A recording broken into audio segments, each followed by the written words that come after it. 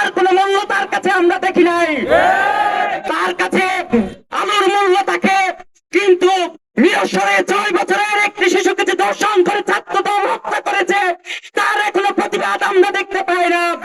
তার কাছে আলোর মূল্য থাকে সীতাকুণ্ডে যে জুলাই যুদ্ধকে হত্যা করা হয়েছে মাস 3 আগে, এখনো পর্যন্ত তার বিরুদ্ধে আমরা কোনো প্রতিবাদী দেখতে পাই নাই।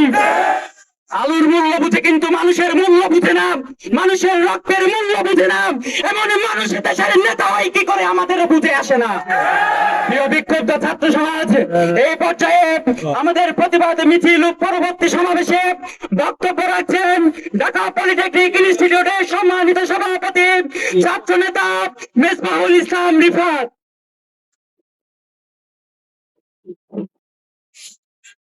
বিসমিল্লাহির রহমানির রহিম। সম্মানিত উপস্থিতি এবং সাংবাদিক বন্ধুরা, আসসালামু আলাইকুম ওয়া রাহমাতুল্লাহি ওয়া বারাকাতুহু। আপনারা সকলে অবগত আছেন, গতকালকে রাতের 12টার দিকে আমাদের ভাইরা যখন তারাবি শেষ করে ক্যাম্পাসে হলের মধ্যে যাচ্ছিল, তখন কিছু সন্ত্রাসীরা, ছাত্র দলের সন্ত্রাসীরা আমাদের ভাইদের উপর আক্রমণ করেছে। তারা নির্লজ্জের মতো দেশীয় অস্ত্র দিয়ে আমাদের ভাইদের উপর অ্যাটাক করেছে। আমাদের ঘুমন্ত ভাইদের উপর হলের রুমে রুমে গিয়ে আমাদের রুমগুলো তছনছ করে ফেলেছে। আমাদের বিভিন্ন ল্যাপটপ, টাকা, মোবাইল সব চুরি করে নিয়ে গেছে।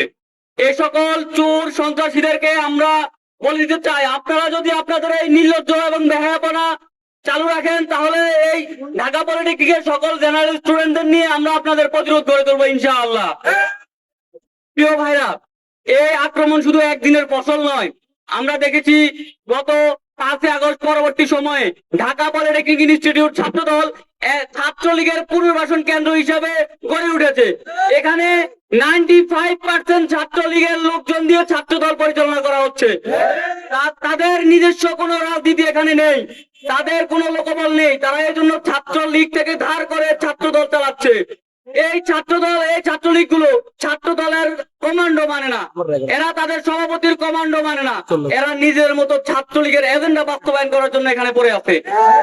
আমরা দেখেছি 5 আগস্ট পরবর্তী সময়ে এই ক্যাম্পাসে অনেক রকম দুর্ঘটনা ঘটেছে, কিন্তু আমরা ক্যাম্পাস প্রশাসনকে প্রত্যেকবার চিঠি দিয়ে এগুলো বলেছি, কিন্তু ক্যাম্পাস প্রশাসন কার ইঙ্গিতে নিশ্চুপ ভাবে বসেছিল তা আমাদের মাথায় ধরে না।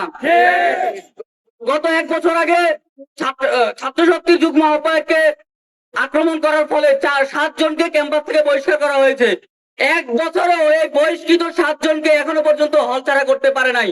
তারা গতকাল এই বহিষ্কৃত নেতারা আমাদের ভাইদের উপর আক্রমণ করেছে, যারা ছাত্র ঢাকা পলিটেকনিক ইনস্টিটিউটের কেউই না।